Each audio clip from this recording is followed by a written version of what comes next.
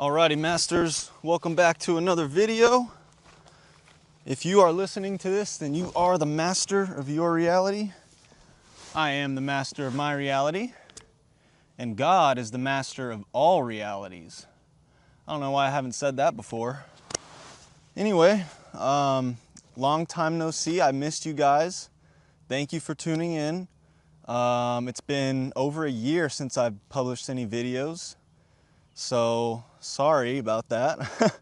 I was really locked in on work, doing handling insurance claims as an adjuster. So I've been traveling all over the place and grinding, earning money to invest into crypto. So hopefully you've been locked in as well. But you can only stay locked in for too long until you need to geek out. So we'll make some more videos on like locked in versus geeked out in the future, but yeah, I had to, it was just really hard for me to make videos while I was adjusting because my schedule was just so unpredictable, and yeah, I didn't really know what to make videos about. I feel like I kind of made some good crypto videos and then I wasn't really sure what else to do. So, but now the vision is clear. So we're back. We back. So let's get into it. Enough about me. So I want to, let me get this chair right. I want to, I think I figured it out. I think I've figured out what's going on here in this world, and I want to share that with you guys so that we can all lock in together, come together as one, which is what we need to do. So just to kind of lay it all out there, and then we'll go deeper into like each thing, because it's a huge thing. We're going to talk about. We're literally going to talk about the entire everything that's going on, and then we'll kind of break down each thing. But to just kind of sum everything up, the aliens created us, okay, and they've been watching us since the get-go, pretty much since we've been here, and this planet has a disaster cycle where the world flips over, and it happens every about 12,000 years, I think. Or really, it's a 6,000 year cycle, but it's pretty bad every 12,000 years. And I'm not the expert on this. This is just according to the expert. So experts, really expert. But anyway, Ben Davidson. Anyway, so yeah, the planet flips over, and that's like a crazy cataclysm that's really hard to survive.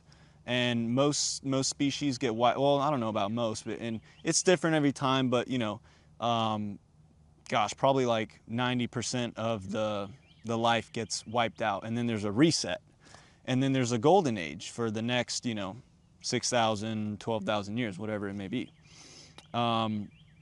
So that happens now, and we're in the end times right now. It's about to happen soon. Probably, in the 2040s, it looks like. So, but we got time, all right? That's plenty of time to get our shit together and lock in. But we have to come together to do that. So that's going to happen. And right now, so we're in the end times, right? Okay. You look at almost any major religion and they talk about the end times. Look at this world, guys. Look at the conflict. Look at the division. It's pretty bad, all right? We're fighting with each other over resources. We can't share stuff. We can't get along. We're arguing about the most ridiculous stuff. It's a violent world in some places, and that's not natural, okay? It's sin has corrupted this world, and the disaster cycle is there to purify it. Right? You have all this sin, all this messed up stuff going on, and that's why God put the disaster cycle in place so that there's something for us to come together, or there's a common enemy, I guess, or something that we can all lock in on and come together and, make it through together. And if we didn't have the disaster cycle, we would just keep fighting and we would never come together and lock in. And so this is part of our human evolution, okay? We're now a global species, all right? We're in the age of globalism. We're transitioning from Pisces to Aquarius, from separation and, duality into unity and, I guess that's Aquarius. What else is Aquarius? It's like unity, knowing, right? No more confusion. The truth is going to come out, right? You have all this disclosure coming out right now, all these things being revealed, and that's just going to keep happening, right? That's what the apocalypse is, right? The apocalypse just means the great unveiling. It's not the end of the world, okay? The world's not going to end, but it's going to go through a reset. And most people don't know about that right now. So as time goes on, the reset will become obvious, I guess. And that goes into climate change and all that stuff. But anyway, which is, everything has pros and cons. Everything has good and bad things about it. But in the end, when this happens, we're going to have to put all of our differences aside, and we're going to have to really come together as one. But the good news is that we got this, okay? That's the good news, is by coming together and putting our differences aside and realizing, hey, this is survivable, right? There has been, obviously, if it happens every 12,000 years, if the Earth flips over every 12,000 years in a 24-hour period, then, there's still life here, right? Like we're still, I think we've probably made it through past cycles. Obviously, humanity has been as big as it is now, but like obviously, it's a beautiful place still, and it will be a beautiful place through the disaster, and after the disaster, it will be a beautiful place. And animals have survived, right? I don't know how, if we've made it through past flips before. I don't know what we've done to survive. I don't know, but obviously, some animals have survived. That's right. Probably the story of Noah's Ark. That was probably a real thing, right? And obviously, too, so we're going to go into the disaster cycle first, because that's what's coming. That's what we need to be aware of. Let me take a sip. So it's nothing to be scared of, okay? Because we're gonna make it, all right? The Earth flips over. Now I'll go into that and I'll explain basically all that I know about this, okay? The expert on this is Ben Davidson. Go subscribe to his YouTube channel if you're not already. It's called Space Weather News. Used to be called Suspicious Observers, and he is a prophet, I think, being guided by God to share this information with the world. So he's the expert on this. Go to him if you really want to know. But so my truth on this is that you have the sun, right? The galaxy is really the center of all this. So in the center of the Milky Way galaxy, you have something spinning, I guess, maybe a black hole. I don't know what it is, but it's basically it's creating waves of gravitic and I think it's like magnetic. Well, it's electromagnetic waves, right? That's coming out of the galaxy, and it's like rippling out. It's called the galactic current sheet. And so as the thing in the middle is spinning, or whatever it's doing in the middle, that is creating. If you imagine like a sheet. Just imagine a flat plane, a sheet, okay? And you have a rod or something in the middle, and then it spins that sheet. All right, the sheet is not going to just spin equally because the force is in the center. So it's gonna twist the sheet in the middle, and that's gonna create waves. All right, and that's what's happening at the middle of our galaxy. Something's spinning, and that is literally like it's crunching up, I don't know, space and time. I don't know what's going on, but it's creating electromagnetic waves, and as these waves ripple out from the center of the galaxy, that it acts like a Swiffer duster for space dust and particles. I don't know, like I guess material, whatever material's out there in space, it kind of sweeps it out as this wave goes out. And by the time that hits our solar system, our sun gets hit with all this space dust. And so, and science has, and I haven't verified the math for myself because I'm not a math guy, but science basically has confirmed that these waves are real, and they've measured the waves from each, the time in between, and I think it's about 12,000 years. Someone in the comments, if you're an expert on this, correct me if I'm wrong, but I think that's why the disaster cycle is every, it's either 6,000 or 12,000 years, but maybe we get, oh yeah, so we get hit with a negative wave every 6,000 and then a positive wave every 6,000. I think that's how it works.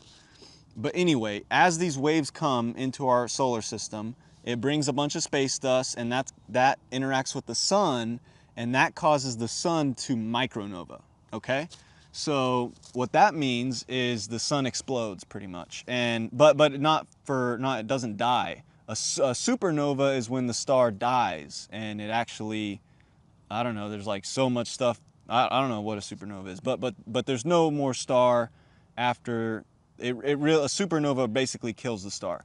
That doesn't happen to our star, our sun. The dust just kind of pulls up on it, and then eventually it's like a sneeze. It's like that. Ben put it in such a great way. It's like the sun sneezes. You know, you get some dust and stuff in your nose, and you sneeze to get it out. And so that's kind of what the sun is doing. It's like it's collecting all the space dust, and then it's it basically has a micronova where it burns all that. It's like fuel. It's like dumping fuel onto the star, and so you get all that fuel, it accumulates, and then it reacts, and that's the micronova. And as that happens, the micronova, I believe, then you get a bunch of plasma and particles that hits the earth, and induction. And so I'm not an expert on this, but the induction then causes the Earth's mantle, like there's convection currents in the mantle. It's kind of like a plastic, and those convection currents are what is holding the crust in place, and probably something to do with magnetism as well. So, everything is electromagnetism. Now, as the convection currents, it disrupts the micronova, the sun's energy from the micronova disrupts the currents, and that basically, it probably melts, convection like a microwave, it melts the upper layers. So if the upper mantle's like a plastic and you heat that up with the micronova, then it it melts it a little bit, and then that allows the crust to slide over the earth. And the reason it slides, I believe, is, well, again, I'm not an expert on this, but I think it's two reasons. You have the ice caps, right? You have Antarctica and Greenland primarily. Those are massive weights of ice that have accumulated, and those are very heavy, and so you have a lot of weight up there, but they're also kind of skewed a little bit. So if you imagine something spinning, right? If you spin like a bar, it's very hard to spin a cylinder, a long cylinder, keep it upright. It wants to, the heaviest ends with the most force want to go out to the farthest, want to go out apart from each other. So if you there's a experiment where you spin a bar, and the bar then goes sideways, and then it starts spinning that way instead of rotating. So if you apply that theory to the Earth, you have massive ice weight at the poles, near the poles, a little off skew. And so when the crust unlocks, the massive ice sheets want to go to the equator, because that's where the weight is gonna, the centrifugal whatever force is it want it to go at the equator, all the weight. So that's what's gonna happen. And then there's that's the one that makes the most sense to me. There's probably something to do with maybe like the actual inside the Earth. Maybe I don't know. Maybe it's not like a perfect liquidy plastic mantle. Maybe there's like some colder spots or some hard spots or something. It's not going to be perfectly symmetrical on the inside, I think. Like it's like those textbooks we used to look at, and it showed like it was a perfect core. You have like the core, then the outer core, then the mantle, and then the crust. Well, there might be some other stuff, some other hard stuff, some other rocks and caves and stuff, I don't know, some other stuff in there that could cause it to I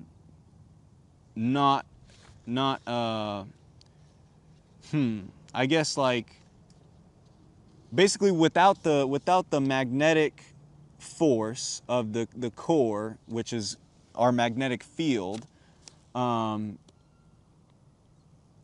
it would be unstable without that, and so then it would cause it to wobble, I guess. Obviously, I did not do a good job of explaining that, so please do your own research. But the example of this is in the International Space Station. They have a T.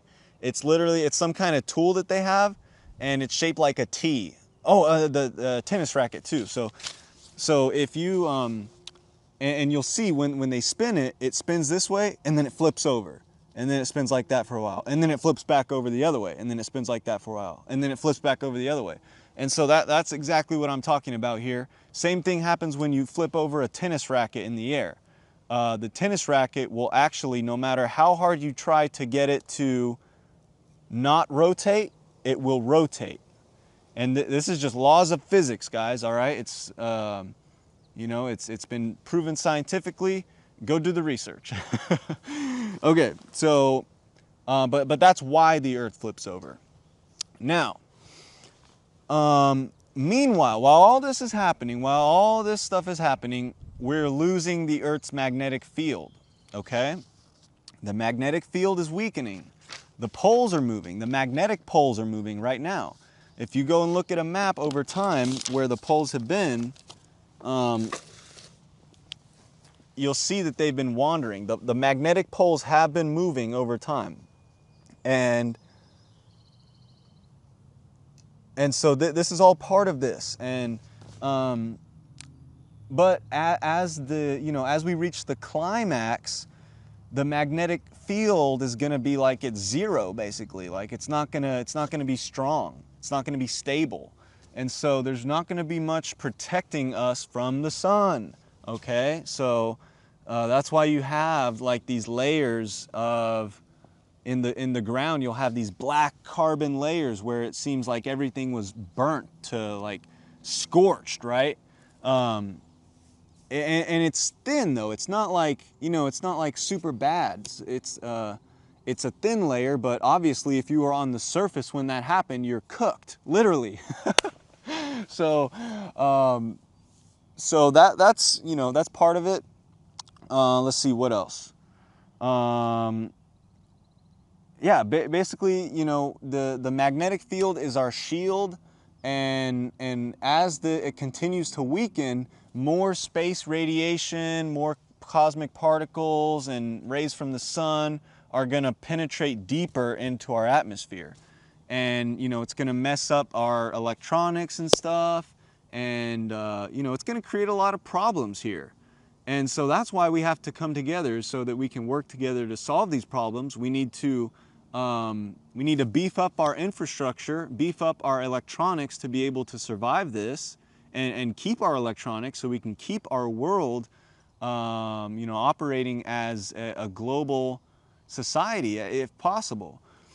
So, you know, and so the global economy doesn't collapse. So that's that.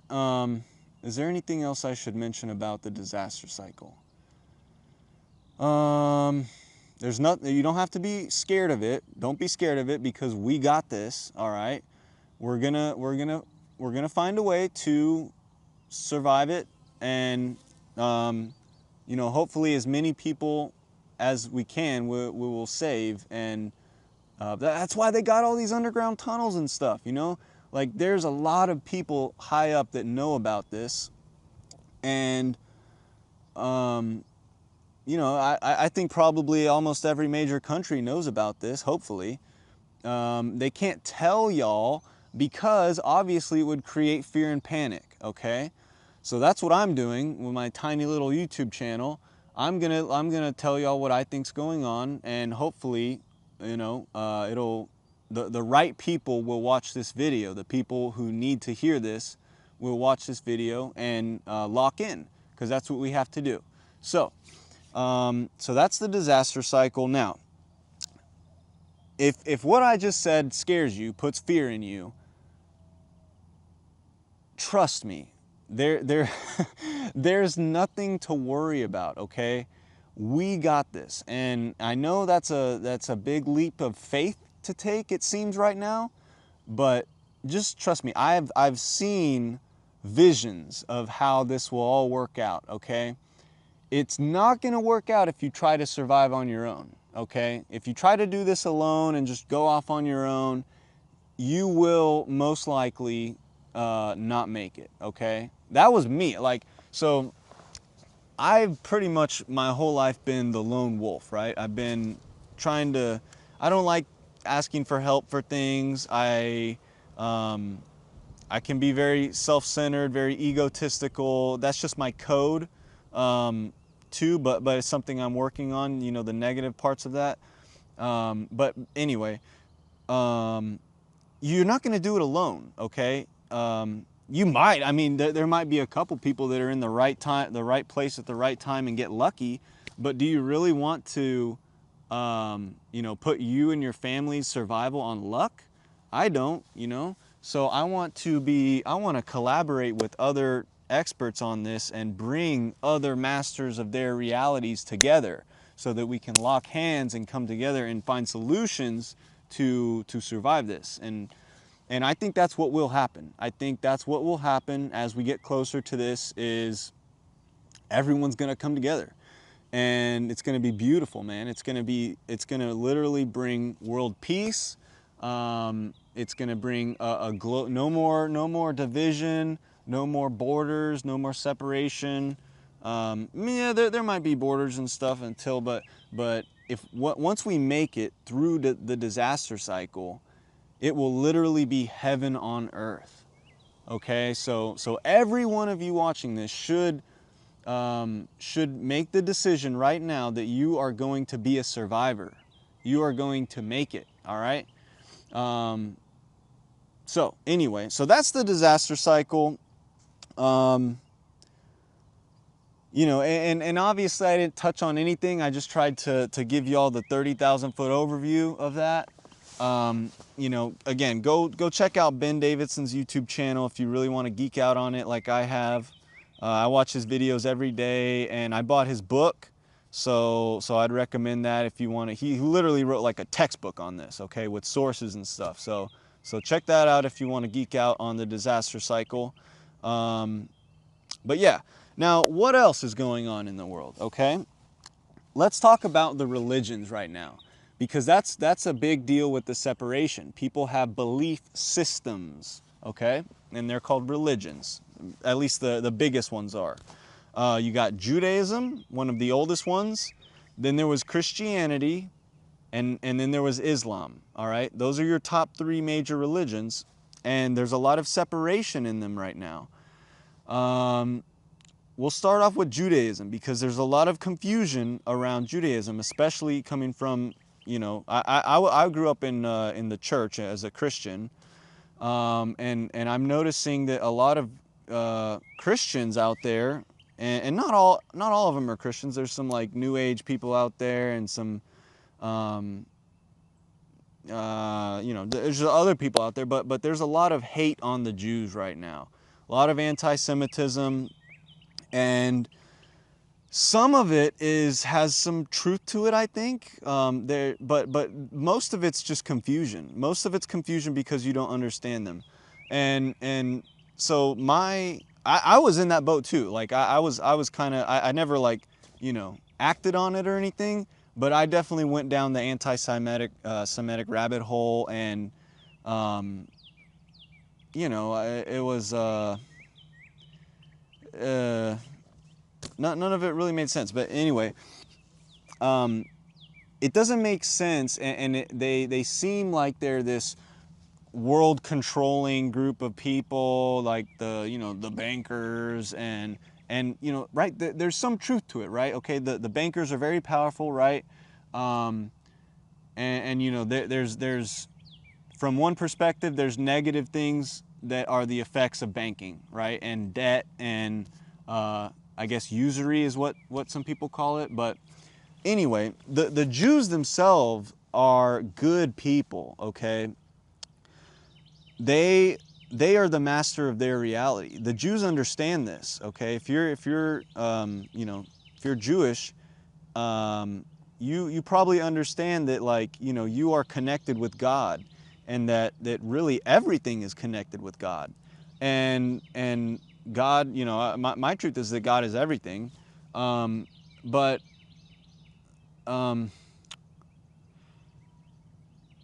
like Jewish Kabbalah, right? Jewish Kabbalah is like the very esoteric kind of mysticism, kind of woo-woo side of Judaism. Okay, and if you study that, go look into Jewish Kabbalah. If you don't, you know, if you think the Jews are like evil or something stupid, go look into Jewish Kabbalah, because you'll find out that they actually have the truth, or you know, they have truth at the foundation of their religion, and that was super eye-opening to me, and so they get, you know, they have a very foundational understanding of what God is, you know, that we are pretty much vessels for God, that this reality, this third dimensional reality, is a projection of the higher spiritual realms. Okay, so, and that's all foundational, man. Like that's stuff that you gotta, you know, very important stuff to know, because then that allows you to understand who you are. All right, now who you are, my truth on this is that you're the master of your reality, right? You're in charge of your choices, right? You have willpower. You have free will. You choose how to respond to things. You choose what you take, what you know. I think you can even really, I don't know if you can choose your thoughts, but you can make choices that reprogram your thoughts, reprogram your subconscious mind so that you think differently about things. And yeah, I understand that you are the master of your reality is a paradox, because at the same time God is the master of all realities. So God's still the master of your reality, and also it can be a paradox if someone else becomes the master of your reality. You know, there's like in nature, right? Everything's the master of their reality. You know, until it's not, right? So, and this is like, you have the hierarchy, right? You have predator versus prey. Humans have the illusion that we're the top of the food chain, because it seems like that. But you know, if you're alone with a lion, right, who's gonna win? Or a tiger? I don't know. I mean, that'd be something to see. But I'll probably, for most people, I'd put my money on the tiger. Just saying. No offense, but you know, and then there's stories in the Bible where what's his name gets thrown in the den of lions, and he basically controls the lions. He is able to. All right, you guys, sorry about that. The camera stopped recording for some reason. So I was talking about the lion the guy who got thrown in the lion's den Bible story. And we were talking about the Jews. Basically, so to wrap up the Jews, they understand that they're the master of their reality, so they're all good. You don't need to worry about the Jews, okay? You have to love the Jews. Let the Jews do what the Jews are going to do. Now, I'm not saying that all... how do I say this, man?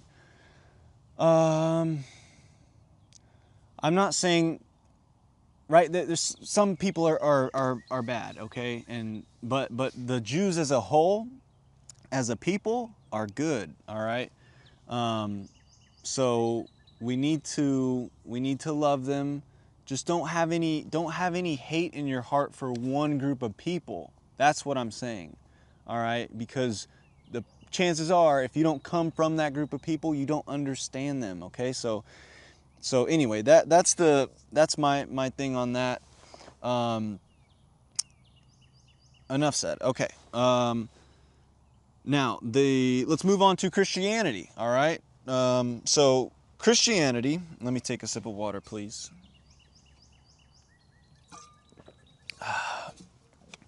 All right. So I grew up in the church. I grew up Christian.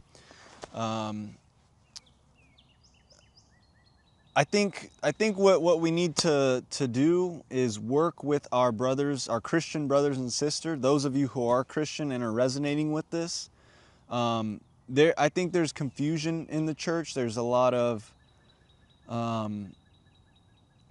conflicting ideas, okay, in Christianity, and so we need to minister, we need to disciple our Christian brothers and sisters on what it truly means to follow Christ. And so for me, to go into that, like what that looks like, I've always been fascinated with science and stuff, and so I had a hard time reconciling my faith, the Christian teachings with science. Because there was just stuff in the Bible, some stories that didn't make sense, okay? Like from a logical point of view, all right? And Christians will say, oh, well, you need faith. Okay, well, yeah, but really, I mean, I believe that everything can be explained from a logical, realistic point of view. If you have, if you can put yourself in different perspectives. The problem is that we're not all knowing, right? We're not God. So we don't know, everything there is to know. So it's hard for us to explain the world in a holistic way that makes sense, and explain the universe and explain reality in a way that makes sense. That's why these stories were created originally, in the Bible, to help us relate to the complexity of quantum physics and astrotheology, stuff like that. And now I can pretty much relate the Bible, the Christian New Testament, with science. All right, and this is beautiful because this is the age of Aquarius. This is we're in the transition right now, and so Pisces, right? You got the two fish, all about separation, duality, and that was religion, the church on one side, and science and reality on the other side. Okay, and so that was necessary. It was necessary to have that separation, but no longer. And if we continue to demonize science and if the Christian church, if it demonizes science and demonizes reality, and continues to say, oh, well, no, this is the word of God and you have to take this literally, and you're not going to be able to come together with the rest of us to make it through the disaster cycle. So we have to come together. You have to find a way to reconcile your book's teaching with the rest of everything. So, because there's truth in everything, right? Nothing has this, like no one book has the truth in its entirety. No one person has the truth in its entirety, because the truth in its entirety is God, okay? And no one here is God. So, you know, I'm not pretending to have to know everything about everything, and no one does, okay? Everyone has little bits and pieces of truth, okay? And that's the same for religion. Each religion, I think every single religion has bits and pieces of truth to it, all right? We already went over that with Judaism. Now with Christianity, I'm from now on. Well, first let me quickly iron out what's the issues, what's plaguing Christianity. You have it's really the savior complex. Okay, it's believing that someone is gonna come down and save you, and that you have nothing to worry about. And before you write a mean comment or something, or get triggered, I understand the gospel. I understand, you know, that it's not that, yes, that you know, Jesus is coming, but we have to understand what Jesus means. Is Jesus going to come down from the clouds and, you know, smite the Antichrist or whatever? And, you know, no, I don't think that's realistic, because how would someone come down from the clouds, right? We'll get into, you know, things coming down from the sky in a little bit, which is more close to a savior, the closest thing that we have to a savior. But excuse me. Sorry, I'm getting off the rails here. The problem with the savior mentality, believing that, you know, you don't have to worry about anything because someone's coming to save you, is then it makes it harder for you to be responsible for fixing your own life, you know. And the truth is that up until Jesus comes, you know, if you believe that Jesus is coming back and he's a person that's going to come back, like the second coming of, you know, if you believe that, what about up until then? Okay, who's gonna do the stuff that needs to happen up until then, right? No one but you. All right, and you know, maybe if you're younger, you have parents taking care of you, and truthfully, the closest thing that we all have had to a savior is our parents, right? Gosh, man, I can't even count the number of times my parents have saved me from hard situations, whether that's just a piece of advice, financially, you know, like countless times. And I'm sure you can relate to that, because truthfully, your father and your mother are the closest thing in your life right now that you have as a savior. Now, maybe that's not the case for you, because not everyone's the perfect father and mother, right? No parent probably is the perfect father and mother. So, you know, I don't know. I'm not in your shoes. I don't know what you've been through. Maybe you had some parents that really went through hard times, and that, you know, that inhibited them from being there for you when you needed them, right? You know, we don't know what our parents go through to make them do the things that they do, because they have their parents, right? It's generational, man. It's like it goes back and back and back, and it's generational trauma, right? Your great grandfather might have done something horrible that caused your great grandfather to do something horrible, or not be the, you know, not be the man he needed to be, and then that leads down all the way to you, and then you wind up with a father or a mother who does something horrible from your perspective. And, you know, and it's hard for us to understand that, but it can, you know, at times it can seem impossible for us to understand that. It can seem impossible for you to forgive them, because it hurts. It hurts, man. I get it.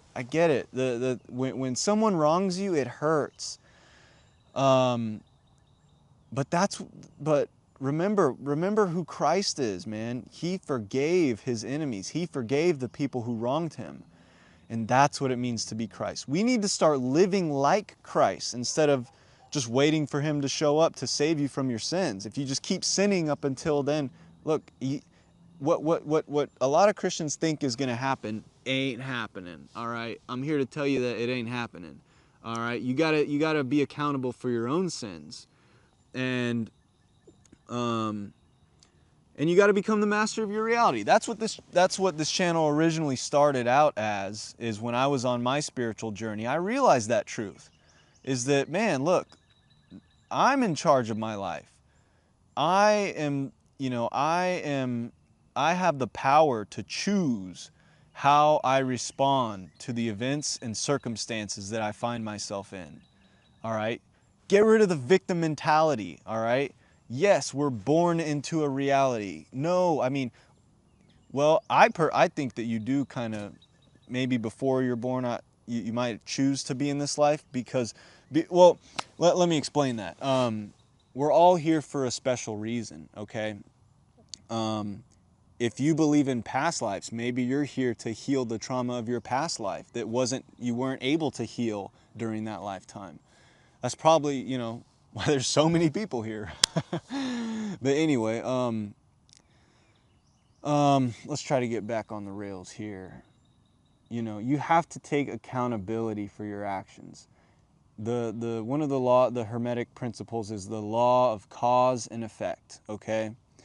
Every effect has a cause and every cause has an effect, okay? And the choices you make are the reason your life is the way it is today. And it starts up here. It starts in your head. It starts with your thoughts. How are you choosing to respond? Are you choosing to respond to when it seems like, things aren't going your way in your life? Are you responding with acceptance and trying to turn lemons into lemonade?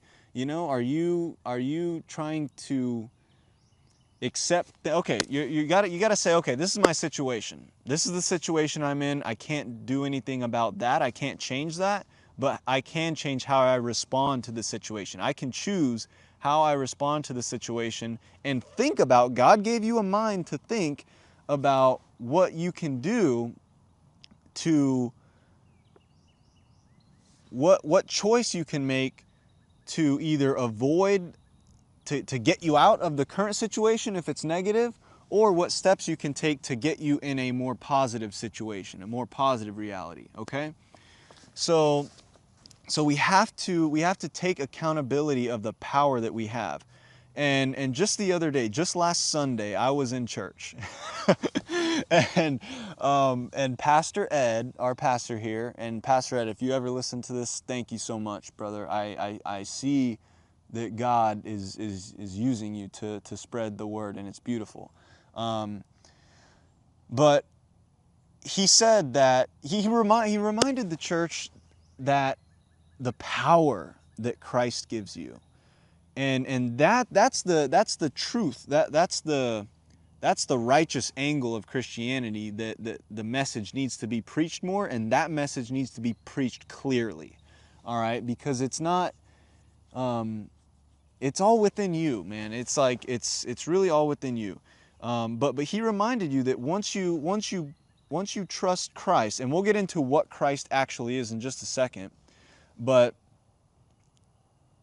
once you put your faith in Christ and trust Christ, which is really yourself, in alignment with heart-brain coherence, then that's where the power's at.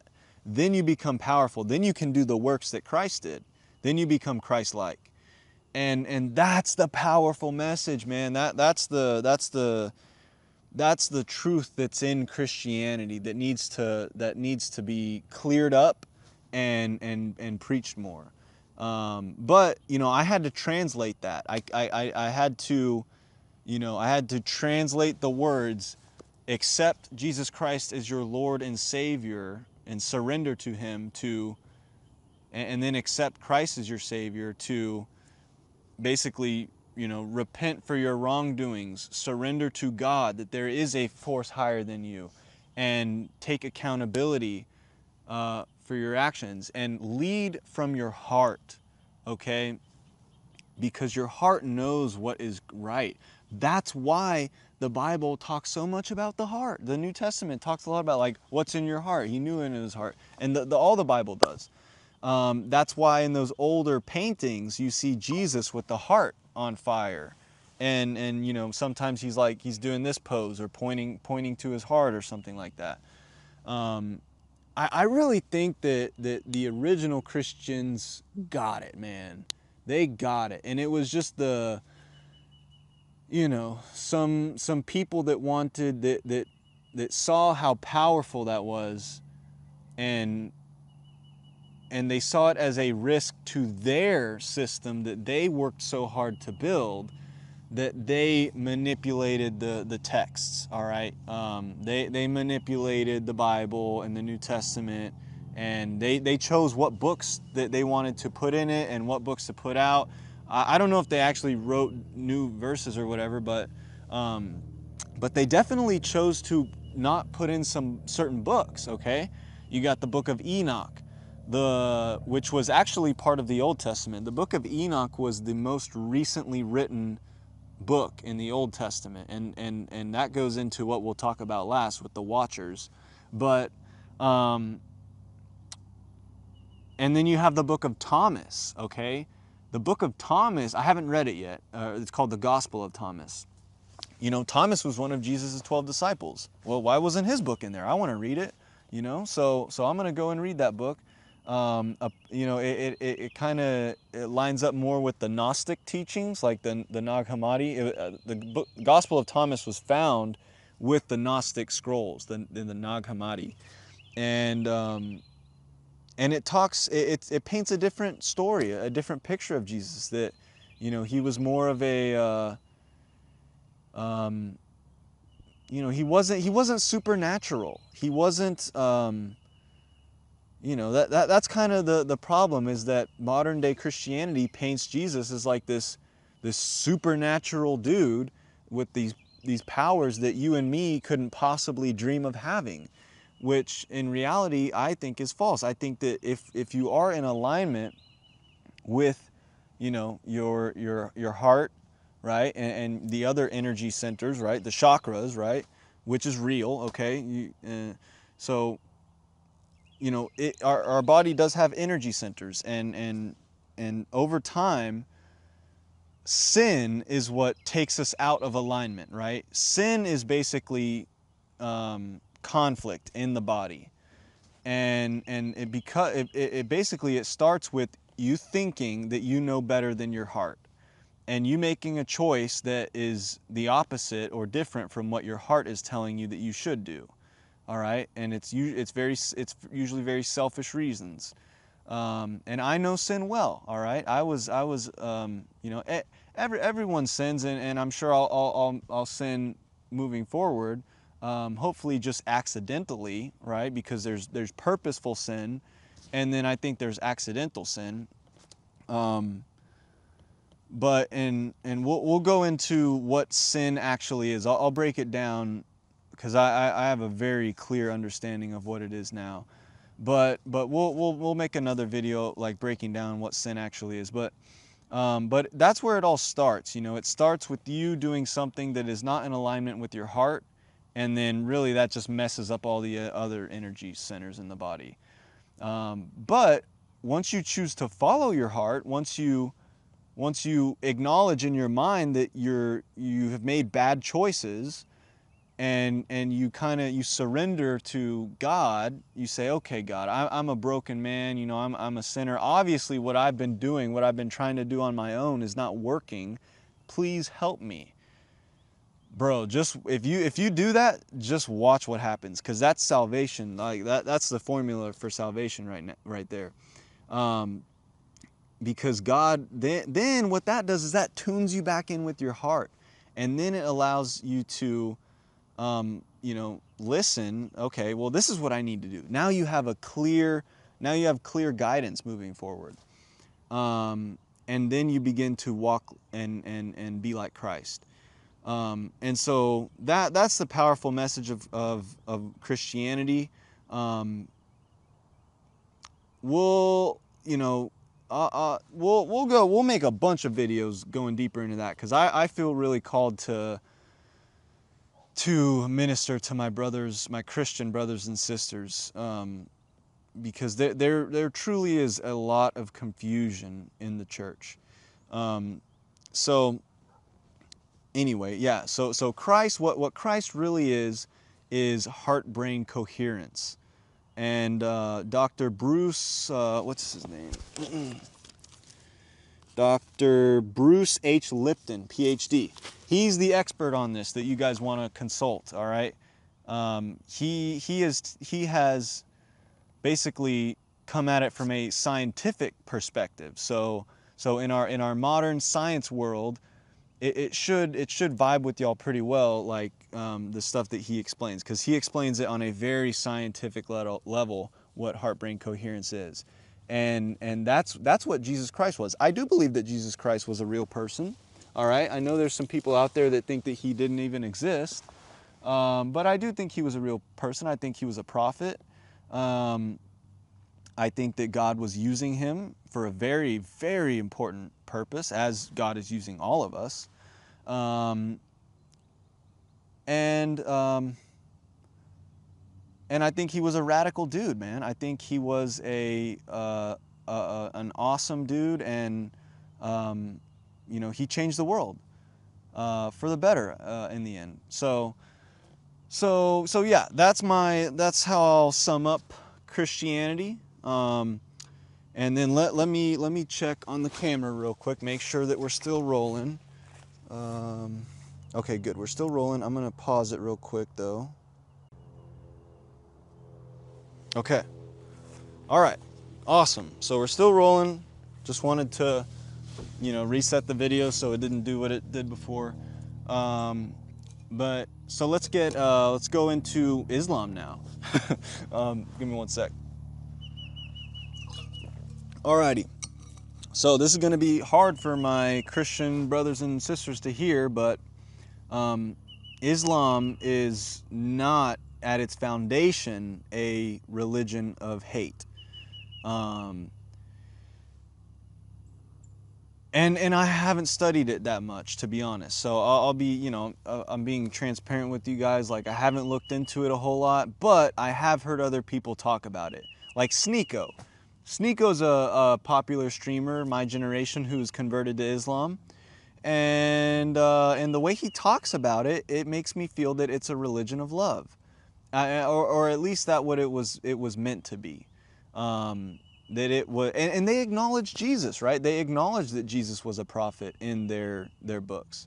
Now, there's a lot of trauma in that religion because of what happened to that people. I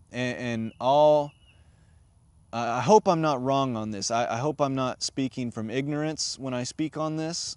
So please correct me in the comments if I'm wrong, and I apologize if I'm wrong about any of this. But from my very limited research into this, and I promise to do more so that I can relate with my Muslim brothers and sisters, I will learn more about your religion. But from my understanding, okay, you had about 600 years or so after Christ, this religion came into about, and by this time, the Roman Catholic Church, I want to say, or whatever power structure that the adopted Christianity, they had organized and had become fairly powerful. Okay. And then you have Islam rise up, and you have the, you know, Muhammad, who's the prophet of their religion. And I don't know the story of it. I think he saw like an angel of light. You know, he had some kind of spiritual experience, and he was inspired by God to create this religion.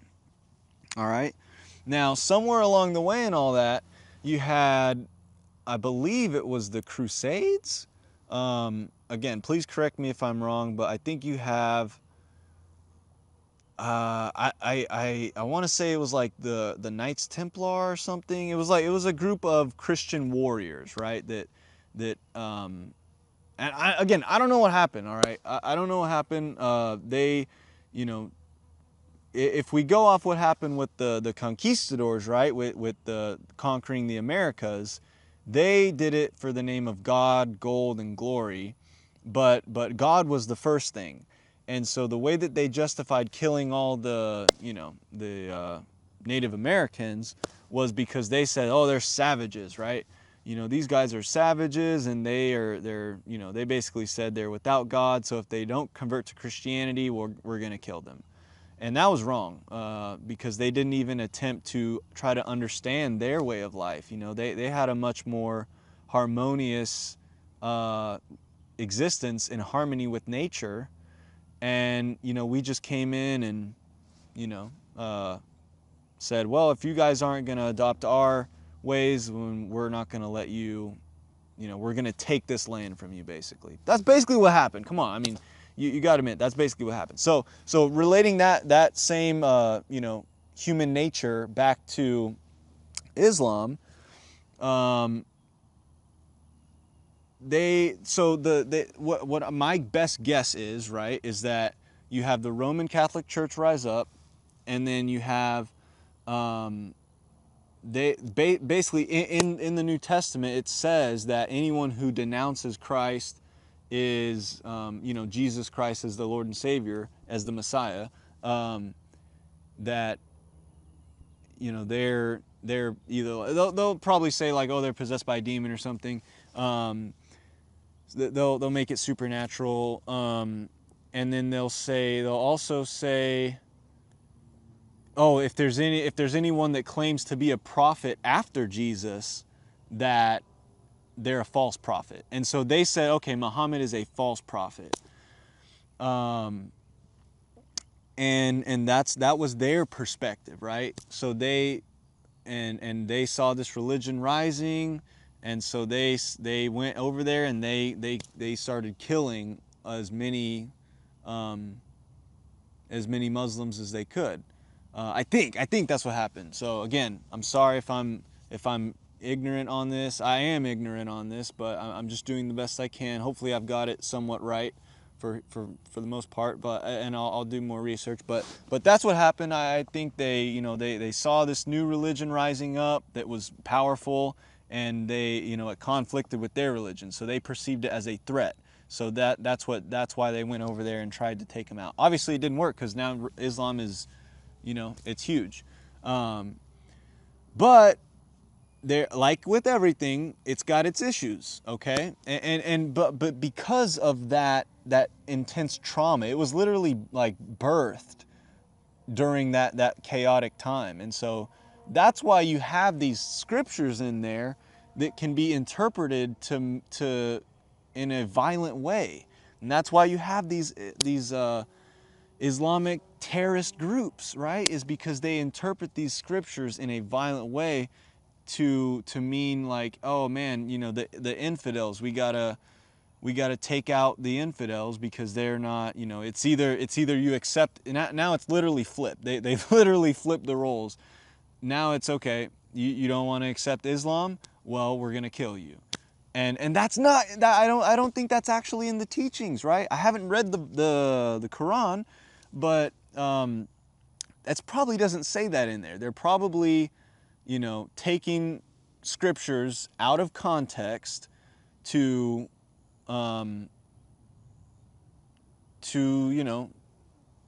justify that violence. And in reality, that was not the original intent of Muhammad when he wrote those scriptures, I don't think. So that's probably all I feel comfortable saying on Islam. That's my my kind of truth on that, and I do plan on doing more research so that I can get better at relating and explaining that to people that are confused about it. Hopefully, if you're Muslim and you resonated with that, please show me some love down in the comments, and I look forward to relating more with you. Anyway, but that's what we have to do, like as Christians and any other religion, is you have to be able to relate with people, man. Like if you're not able to relate with someone, you're never going to be able to understand them, and then you'll never be able to understand them, and then you'll never be, it'll just like you'll never be able to see things from their eyes, and you'll never be able to love them. And so we have to, that's why, like, I hope I probably offended or scared some people saying that I'm gonna go study Islam, but the reason I want to do that is so I can relate to them, and so that I can also, say, hey, this is not really what the original scriptures meant. It's actually, it can be interpreted in a very loving way. But you have to understand why there's that, there's those intense scriptures in there, is because that was a religion that was birthed out of violence and trauma. But anyway, so that's Islam, and basically what's going to have to happen, guys, is all of these religions are going to have to come together as one. There's going to be a new world religion. All right, don't know what that is yet, but it's coming. All right, it's going to happen, because that's what's written in the the original Hebrew Bible, which I think is a holy book for sure. Now let's see. So all those religions are going to come together because we have to. We're going to have to put our differences aside. Why? Because the earth's going to flip over, because the disaster cycle, okay? We're not going to be able to do this if we're fighting with each other about whose book is more accurate or whose book is the truth, okay? We're going to have to really just, and hopefully we can make a new religion that really blends all the good pieces together, blend a little bit of science together, the truth about Christ together, all the great things from the Hebrew Bible, and then I'm sure I'll know what Islam is going to bring to it when I study that. But anyway, it's all going to come together. So just be ready for that, okay? Don't get married to one belief system, because it's just a matter of time before that sooner or later, and we'll all know when we get to the afterlife, right? When we die, we'll know for sure. But we're gonna have to come together, okay? So that's the end of the religion segment. I wanted to touch on each major three religions to kind of just show that, hey man, I wanna help bring everyone together, and I'm gonna start with what's right in front of me, with my Christian brothers and sisters. So anyway, let me double check the video. We're still rolling. All right, we're still rolling. Cool. Stay with me, guys. We're almost, well, hopefully we're almost done. All right, now let's see, where should we go next? Let's talk about the aliens, I guess. So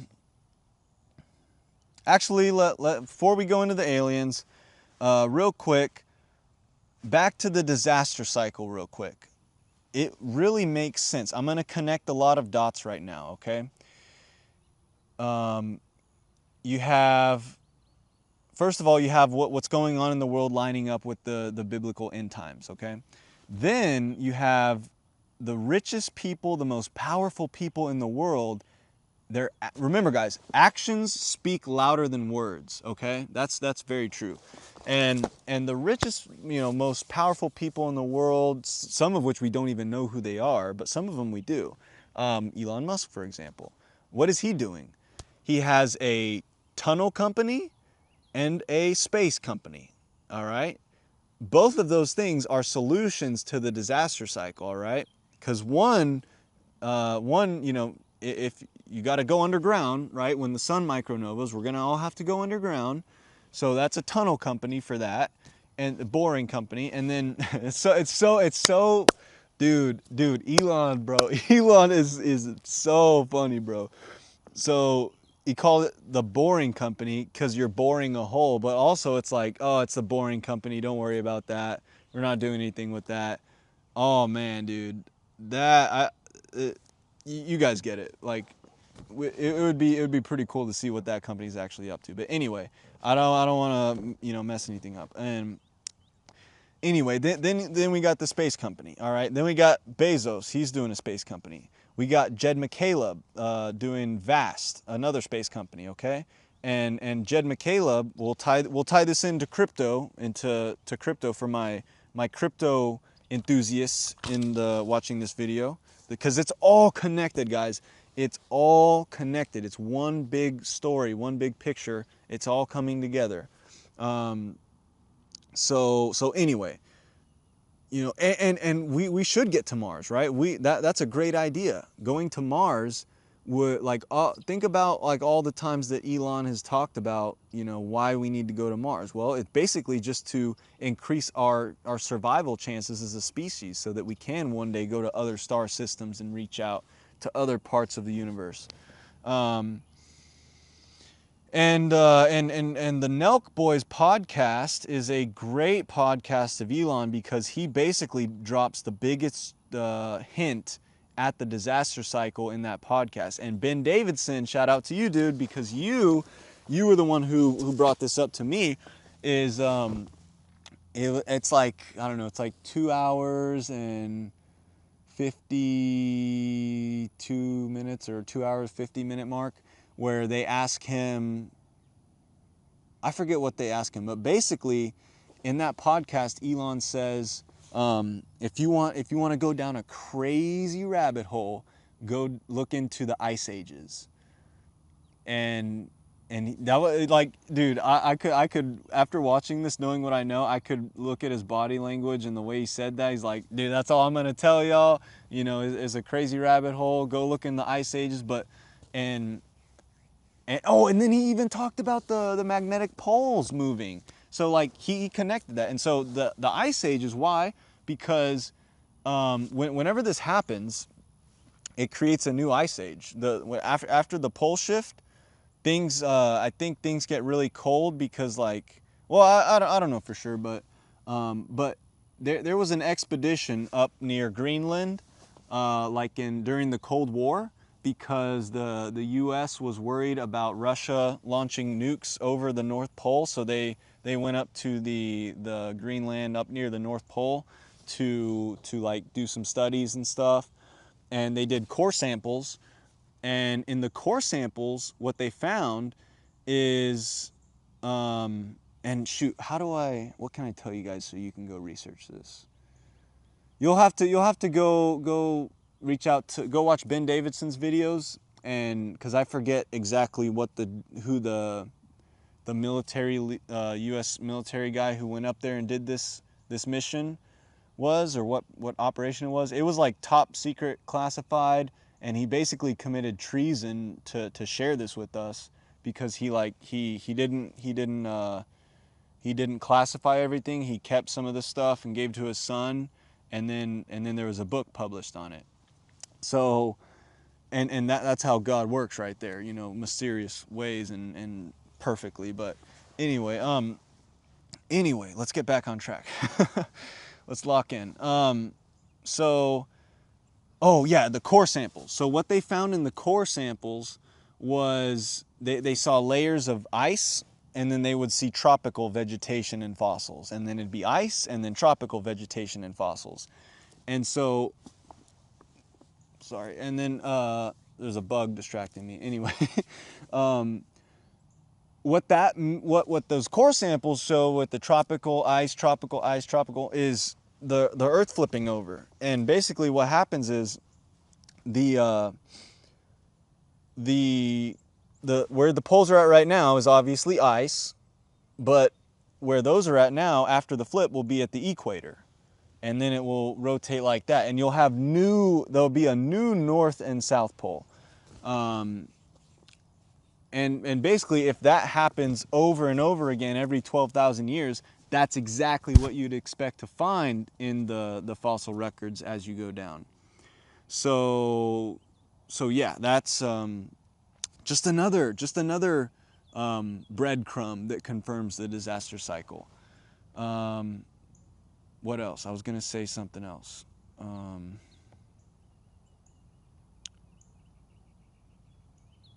You got oh yeah, so the polls. So ethical skeptic is another guy who is locked in on, he's geeked out and locked in on studying the disaster cycle. And him and Ben are friends.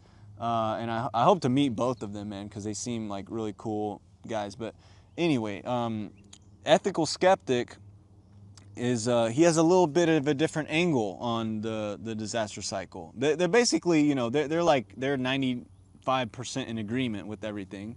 But one of his most convincing things is all the ancient artifacts and all the ancient what do you call them, like ancient ruins and stuff. So I think, the Nazca lines, all right? And I have not gone down the ethical skeptic rabbit hole as much as the Ben Davidson rabbit hole yet. So, but really the main thing that jumps out massively to me that ethical skeptic talks about is the ancient ruins. You have 80%, think about this, guys. Hear me out. 80% of all the ancient ruins on Earth that we really don't know how old they are, they all are, and they're all over the world. They're all over the world. So there was and hopefully some of you guys watch like Graham Hancock, you know, or Randall Carlson. Those are, you know, some guys to look into. But they talk about how there was once a global civilization. There was once another global civilization. And you know, the pyramids and stuff. But you have all these other megalithic sites all over the world. Apparently 80% of them are all pointed at one, they're all directed, like lined up. You know how the pyramid is in perfect alignment with north and south? Okay. Well, there's a bunch of other also megalithic sites and ancient structures that are aligned with north and south. Our current North Pole, right? You just look at the geometry of them, and they are, if you follow that line, it goes up to the North Pole.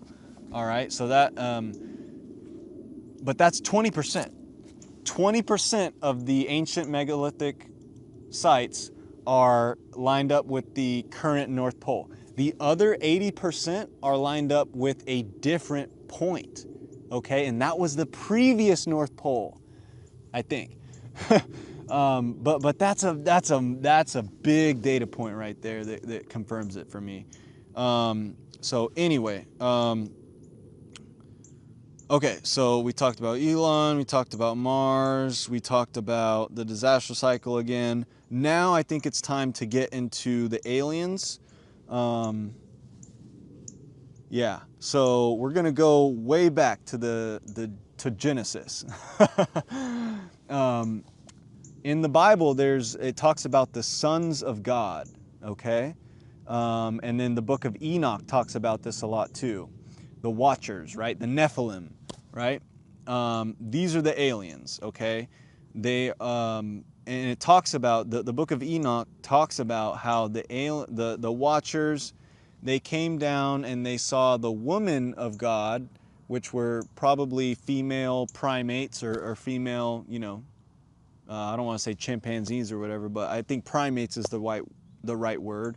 I don't want to say monkeys. I think primates is the correct word to use. You can tell I listen to a lot of Joe Rogan, right? But the Watchers came down, or the Nephilim, before they became the Watchers, came down, and they basically mated with the female primates, and they created Adam, the first human. And so that's how we were created. Okay, so this is stuff that like hasn't really been revealed yet, but I think this is what's coming, right? We're seeing all this stuff about disclosure coming out, right? The UFO files, you know, it's like they're almost preparing us for a massive truth bomb that's going to get released about what the aliens are and stuff. And it's funny how they really started to show up on the scene, how the sightings started to happen more frequently after we created what? The nuclear bomb, right? After we figured out a way to completely destroy ourselves and this planet, then they show up more, and you start hearing about reports how they fly over to a nuclear site and they completely turn off everything. You know, like they have complete control over the nuclear sites. Like, bro, their technology is like, you know, we don't even comprehend it yet. But anyway, so we're part alien, right? The aliens created us, which explains the massive gap in evolution from primates to humans, and yeah, and ever since they created us, you know, they've kind of felt like some responsibility for that. So they've been watching us, they've been monitoring us, and maybe there's something to do with the moon. Maybe the moon's like their base or something, because it talks, I think the book of Enoch also talks about how it used to be a perfect 365-day year, like a perfect circle. And then Archaics on YouTube, he's a great YouTuber who talks about like the water canopy and stuff, and how everything there used to be giants, because there was way more water in the atmosphere and stuff like this, and oxygen, and this was before the moon, right? So the moon, when you study the moon, bro, the moon is crazy. Like the moon either is just a testament to how marvelous God is, for something to be that mysterious, or it was put there, and it's more of like a space vehicle. But I don't know, because we never see the backside of the moon. Did you know that the moon, we only see the same side of the moon because its rotation is so perfect that the moon is rotating, right? The moon does spin, okay, just as the Earth rotates. But the moon is super mysterious, right? We've you know, hollow moon theory and all that, where they sent waves in it and it reverberated a lot, like the moon's hollow or something. And then you talk about Archaics with the vapor canopy. Think about this from a logical, scientific perspective, right? If you have a vapor canopy, basically what that means is that there's so much water around the Earth and there's nothing pulling it, or nothing pulling it down. You have all this vapor up in the air, and that's the vapor canopy. And then if you introduce a moon, if you introduce another gravitational force, all right, that creates what? Tides, right? The moon creates tides, and that's what, then we lose the vapor canopy, because now the moon is pulling the water of the Earth. All right, and if you're listening to this right now and you're like, Trev, bro, you're totally wrong on all this stuff. You're wrong about the Earth flipping over. That can't happen. You're wrong about the moon, because the Earth is flat. The Earth is flat, bro. So how's this gonna happen? Well, we're not going to go into that rabbit hole. I've been there, done that. I suggest that you keep doing more research. You need to geek out a little bit more on the flat Earth, because you haven't figured it out yet. You can easily prove that the Earth is round, or a sphere, by looking at the stars, okay? And I'll just break this down. I'm sorry if you don't think the Earth is flat. You're probably like, why is this guy talking about this? But there's a lot of people out there that think the Earth is flat, okay? They think the Earth is flat and stationary and space is not real, and I get it, okay? I I can probably name more bullet points and things than you, but about the flat Earth. So, but my flat Earth journey is like, okay, I came to a point where I just saw so many things that were convincing that eventually I gave up and I accepted that the Earth might be flat. But it didn't sit right with me, so I kept learning, I kept studying it, and basically what I found is that the way that you prove the Earth is not flat is by looking at the stars in different points of the Earth, okay?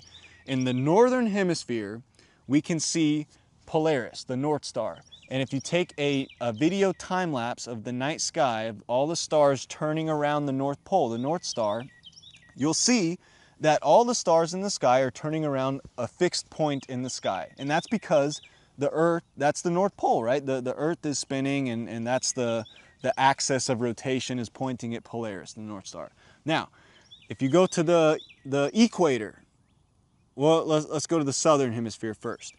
Once you cross the equator into the southern hemisphere, you can no longer see Polaris, okay? But if you point the camera south and you take a night time lapse of the southern sky in the southern hemisphere, what do you see? You see this.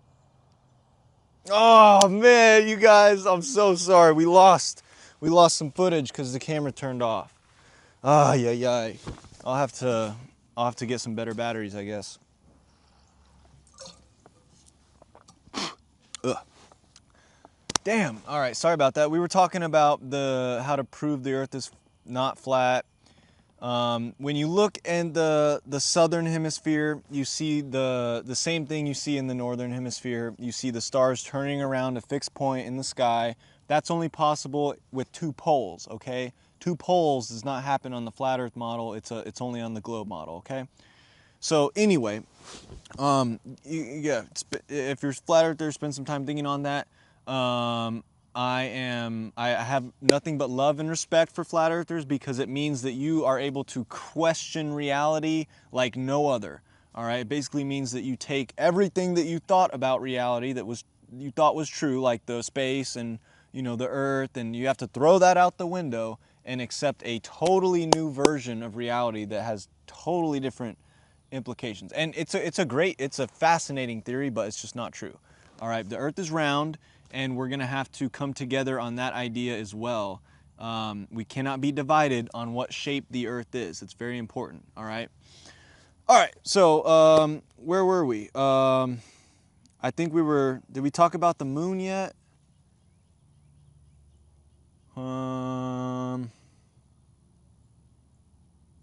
Hopefully we already talked about the moon, man. If we didn't talk about the moon, we'll have to do another video on the moon, but the moon's very mysterious. All right, let's get into more about the aliens, more about Trump, because that's what I was kind of talking about before we moved on. Oh, I'm so mad I lost that footage. It's all good. It's all good, bro. This one will be better. Okay, so I think the aliens might have saved Trump in Butler, Pennsylvania. If you look up on YouTube, type in UFO sighting, Butler, Pennsylvania, or UFO sighting Trump assassination attempt. If you look that up, there was actually a little UFO sighting in Butler, Pennsylvania. It was like a little, little orb flying by.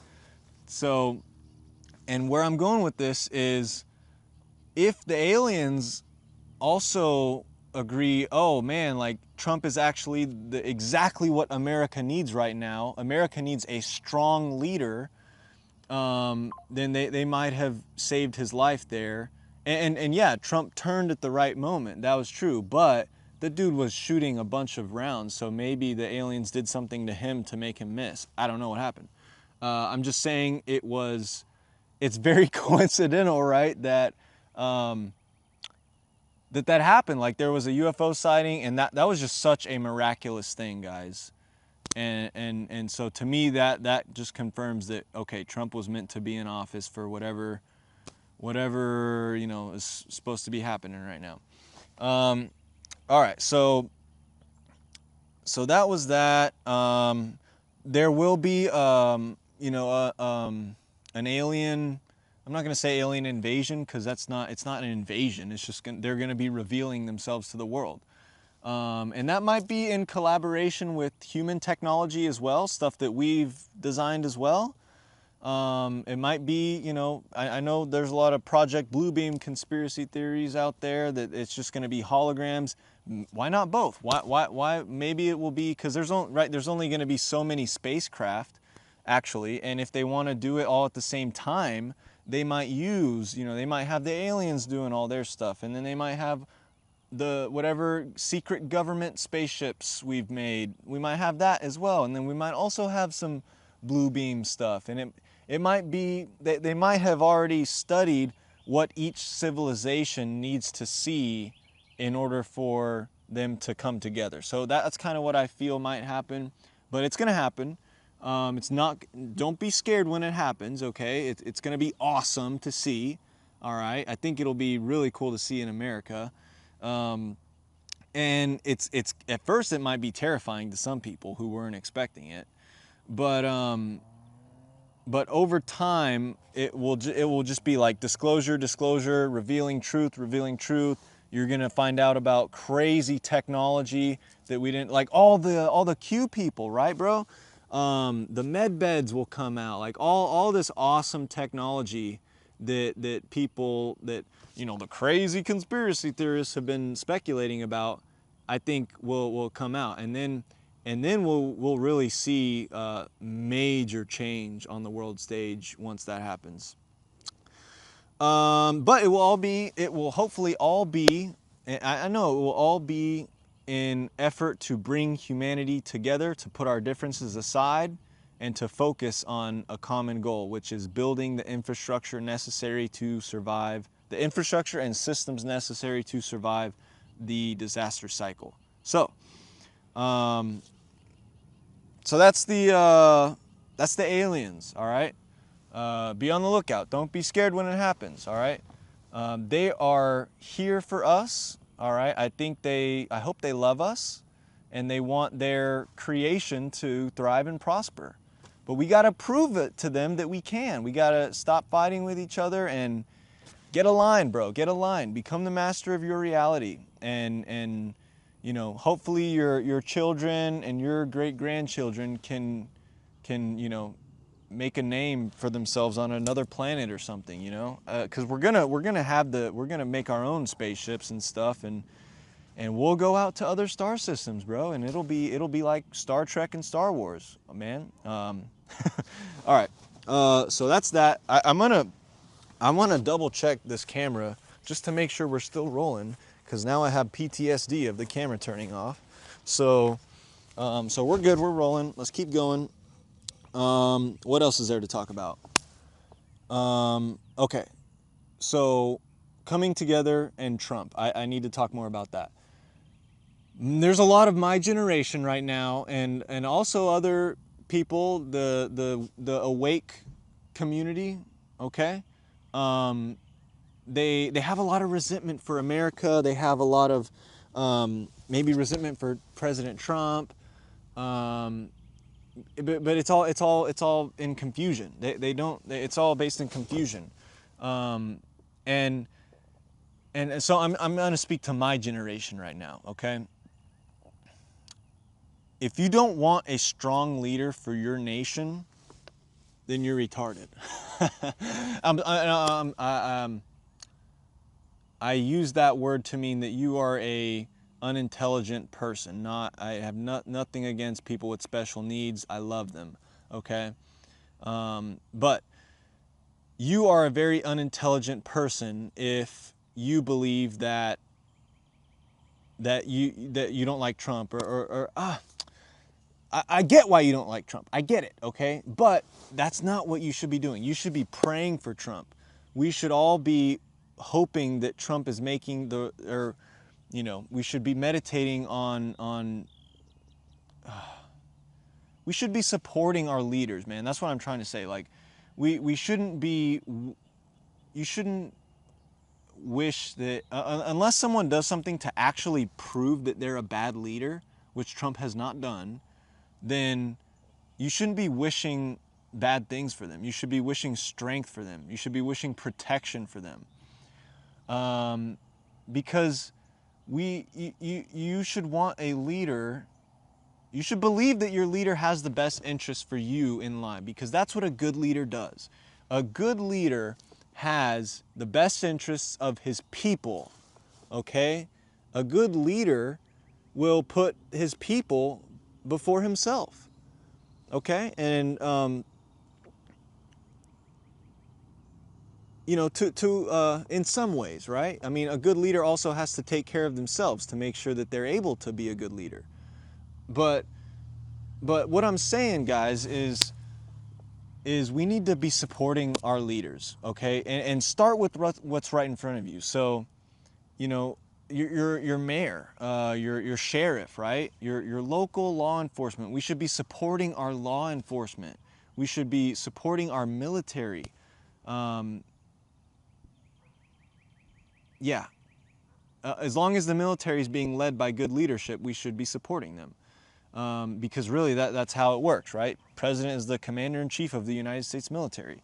So, and we should be praying for our service members who have literally chosen to put their lives on the line for us, for our country, all right? Everyone at home who's saying, oh, our military's evil or Trump's evil, bro, what gives you the right to say that? Like, that's so, I mean, unless you can come to me, unless you can go out and say, look at what they're doing, show me the receipts, right?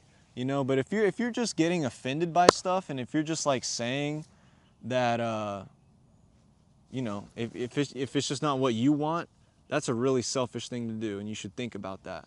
So, you know, I want to be direct with that, but enough said. We should be praying for our leadership. We should be asking how we can lead. Once you're in alignment, right? Focus on yourself first, but get yourself in alignment, right? Get the things that are misaligned in your life, get those in alignment, all right? Focus on those things first. And once your life is in alignment, then you can lead others. Then you can become a leader to and guide others to the truth. So yeah, all right? And remember, guys, we got this. That's the only way this works. That's my new big message, is we got this, all right? It's no longer master your reality. Yeah, you do need to become the master of your reality if you're not, but, never mind. Master your reality is kind of complicated. My new favorite message is we got this, all right? Because when you put your differences aside and you got your shit together and you come together with other people who got their shit together, nothing can stop you, all right? When the top G's get together, you're about to see some awesome stuff happen. So we got this, and yeah, that's really what I wanted to talk about today. Getting an Amazon delivery over there, but all right, let's see. All right, so now I have some resources for you. Let me make sure we're still going. We still good? All right, we're still good. I'm gonna reset the video real quick.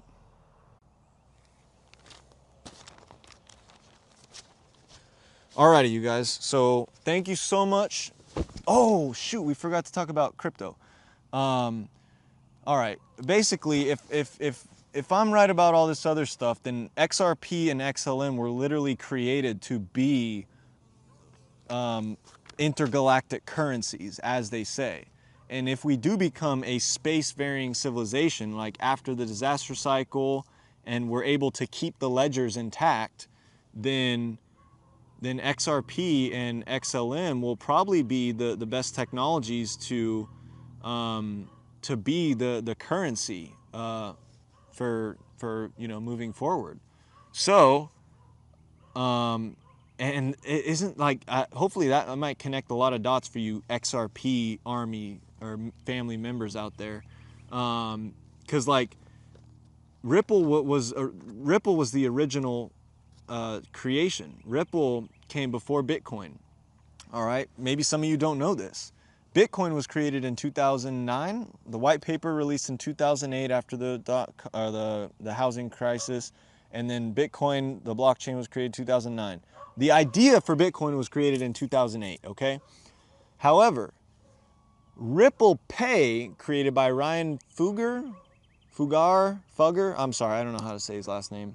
That was created in 2004, the same year that ISO 222 was created. And what's my crypto videos been about? It's a lot about ISO 222 because I realized that that's something special. That's the standard that the world is going to adopt to make sure that our new financial system can interoperate with each other. Okay, so XRP and XLM are literally going to be like the currencies moving into the next 1,000 years probably. So that hopefully that kind of speaks to the XRP army. And if you don't have any, I suggest you might want to consider investing in it. Anyway, but yeah, okay, so cool. That's all I wanted to say on the XRP stuff. XRP, I mean, it was the technology was probably, I don't know, maybe it was given to us by the aliens. I don't know. That's not important. But all right, so now I have some resources for you guys. Okay, so this is the end of the video. Thank you so much for you guys watching. Let me know what you think in the comments, guys. Did I piece it all together? Did I connect some dots for you? Let me know where you disagree. You know, honestly, I'll try to respond to every comment in this video, even if it's just a couple words. You know, but I'll try to say something. Let me know where your heart's at. Okay, I want to help you. You know, please don't try to prove me wrong, because I'll figure that out on my own. Okay. But if you're confused about something, reach out. If it just resonates, bro, just leave a like on the video and share it with other people. But I got some resources for y'all now. So men, all right, men, I'm speaking to all the men out there. You need to get your shit together, all right? Men are the leader of the family, the family unit. That's the way God designed it. You know, men are supposed, and I don't mean that men are supposed to be in control of the relationship with the woman. I'm not really sure, but I know that maybe not men. It really a divine marriage, a divine union between masculine and feminine. It becomes one. That's why the Bible says you will become one flesh, and that literally means you will create one flesh, a kid together, but you'll also become you'll operate as one. Okay, so it's not one. It's not man over female. It's not female over male. It's together. Okay. And yeah, I think so. So, but men, if you're a man out there and you need to get your shit together, all right, Coach JV, all right, Coach JV has been probably the best masculine, divine, archetype masculine role model in my life. My father has been there for me 100%, and great as well, and taught me, been there from the start. But sorry, I hate those things. I don't hate them, but they scare me. Anyway, all right, Coach JV, guys. Coach JV. Coach JV is a great resource for men if you're trying to get your shit together. He's bro, like finances, spirituality.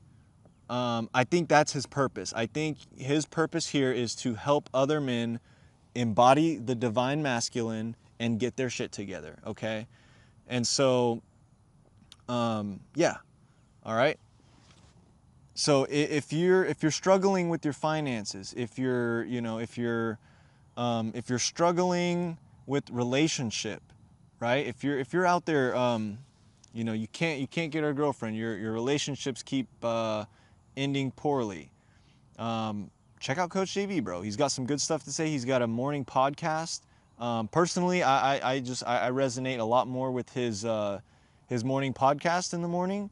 You know, it's just an easy thing. I wake up, you know, when in the morning, reprogram my subconscious mind to be more of the divine masculine. All right. And that's another thing. We all have both the divine masculine and we have feminine. We have the divine feminine within us. And you need to have those two energies in harmony with each other. All right. That's why we have so much, you know, gender confusion in our world today, is like those energies are misaligned. You have very damaged masculine energy. And so you have the feminine comes out too strong. Or for females, you might have very damaged feminine energy, and so the masculine comes out too strong. And so that's a massive problem, massive problem. So girls, I'm sorry I don't have like a resource for y'all out there, because I'm just speaking for the men. The best thing I can tell you is find a guy who's got his shit together, and he'll take care of you. That's you know, that's probably the best thing I can say on that. And I'm sure there's some great female creators out there that you can find on your own, and just, you know, go into your heart and find someone who speaks to your heart. Take what resonates with you and leave the rest. But for me personally, I can speak to the men. Coach JV has radically transformed my life to embody more of the divine masculine archetype, instead of, you know, instead of the damaged masculine. So anyway, all right, and then okay, you want to learn how the markets work, right? You want to learn. Really, this next guy is like. This next guy has taught me more about reality, or almost as much as reality, almost equal, like with my own father. And his channel's name is Waters Above. Okay, this dude is awesome, bro. Like, if you want to learn how the markets actually work, what the markets are ran on, and learn just so much, like, you want to learn so much about your health, about you know, like how the world works, bro. Waters Above. Check him out on YouTube. You know, he's a great resource for you. And with all these people, I'm gonna recommend a bunch of people, but there's not any specific order that you need, because I get that you guys all have lives too, and I don't want you to drop everything and disregard your responsibilities for this, because that would not be good. You need to just focus on what's right in front of you, and what you can do, though, what I know you can do, is you can look at your life, right? Look at your life and see, okay, where am I spending time that is unnecessary for my betterment, okay, and my family's betterment, all right? And cut those things out and replace it with this stuff, okay? Replace it with something that will, instead of, I don't know, binge watching stupid YouTube videos or doom scrolling, right? Oh my God, this is the perfect thing. Okay, so replace your doom scrolling with structured content intake. Meaningful, structured content intake, okay? Schedule a time, get organized, and watch videos that will give you something, that give you the mental tools to better your life and become the master of your reality. And I plan on also making more videos too that I think where people can need help with.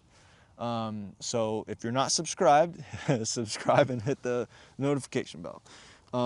Now, so Waters Above, great for these dude. He's like my, you know, if I want to know what's going on in the markets, I'll go to Waters Above. Want to decode and understand yourself. All right. This is a big part of the journey that you'll go on, is figuring out who you are and what your role is here. And so much of reality is built on archetypes, right? Because it's amazing. You have the 12 constellations, you have, I don't know, but it's like you have these archetypes that show up again and again and again and again throughout reality. And those archetypes are in you. And and some of those archetypes will reveal themselves more than others, and some more than others. And so it's good to be aware of that. And so how you do that is by decoding yourself. And so this next gentleman I'll recommend is for that exactly, is decoding not only yourself, but also a lot of reality.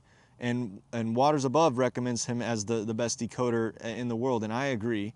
I think he pieces together so much stuff, guys. The periodic table, tarot cards, cards of illumination, gematria, numerology, astrology. Boom! Like these are powerful things that a lot of people think are weird because they don't understand it. But this is a guy who understands these things, and you can learn a lot about yourself.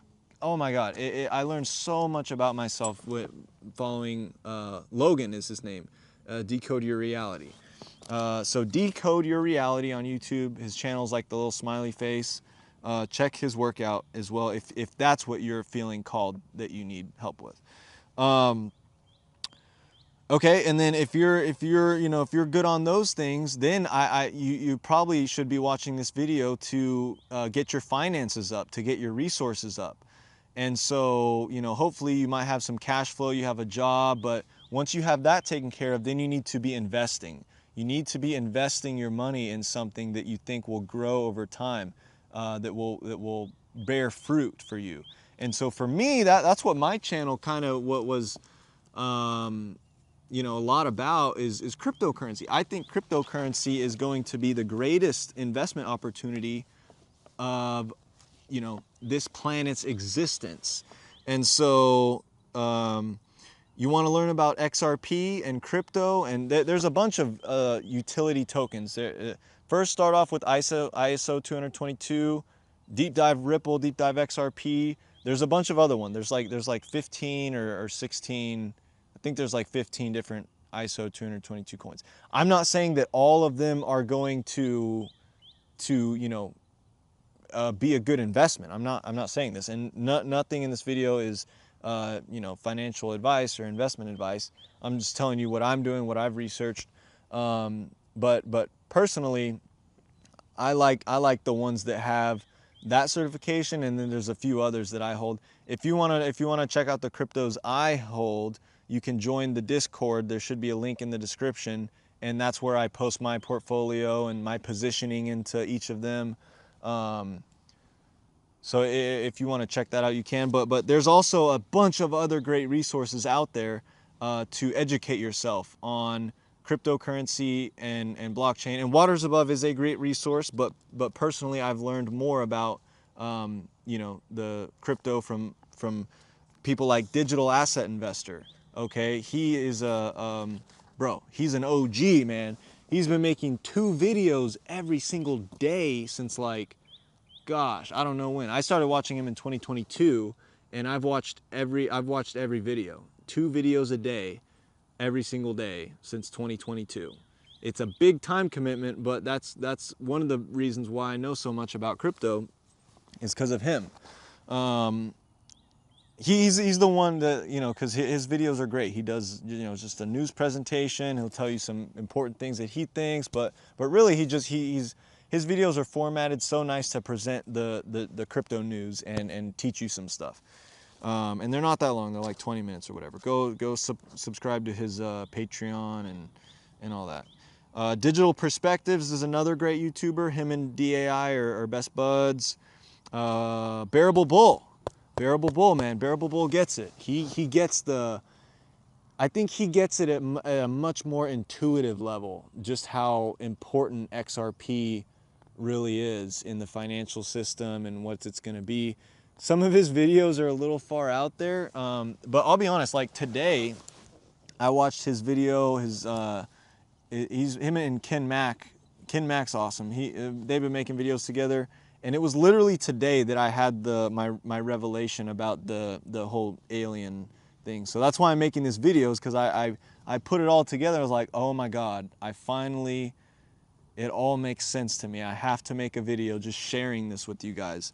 And anyway, my channel is I think a pretty good resource. You know, obviously I've probably been wrong about some stuff, but for the most part, I think I present a decent picture. So I made, there's a four-part crypto series that I did, and I think that's a great resource if you want to understand like how I think of it at a super big picture level. And then the other one that's kind of like a more lesser known video, if you want to see the raw data, it's called Crypto Bear, and it's the channel is like a little bear with an XRP t-shirt on. And he has videos going back a long time ago, back to 2017. Maybe that's the Bearable Guys YouTube channel. I don't know. But anyway, sorry if you didn't get what I just said. That's a XRP army thing. The bugs. Sorry. Anyway, Crypto Bear is a great video. And then, okay, if you want to learn about your body and health, I recommend Dr. Bruce H. Lipton. So much of what mainstream science and medicine says about health is just one side of the story, right? I think most of it is really up in your head and then in your heart. You know, if your brain is not aligned with your heart, then that's going to create all kinds of other problems. So heart-brain coherence is where you need to start with your health. And also hydration. Waters Above has a lot of great stuff on this. We're hydroelectric beings, so you need to be prioritizing proper hydration and making sure you're getting all the minerals that you need so that your body can create the proper electrolyte so that the light within you can flow. And light in mente, light in the mind. Anyway, okay. So wrapping up, are we still going? Are we still going? Please, please, please. Okay, good. We're still going. We're still going. Almost done, guys. Thanks for being here till the end. Probably the longest video I've ever made. All right, guys. That's it. Remember, God is the master of all realities. You are the master of your reality. So act like it. And start with what's right in front of you. You don't have to destroy the old reality. You know, you don't have to destroy your old self.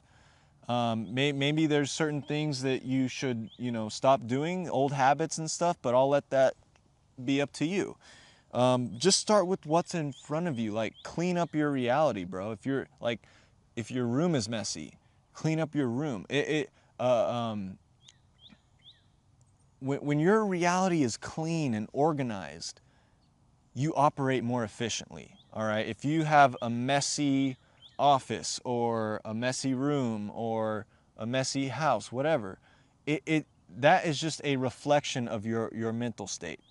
And so you need to, once you get your mental state cleaned up, once you become aligned, then just start with what's right in front of you.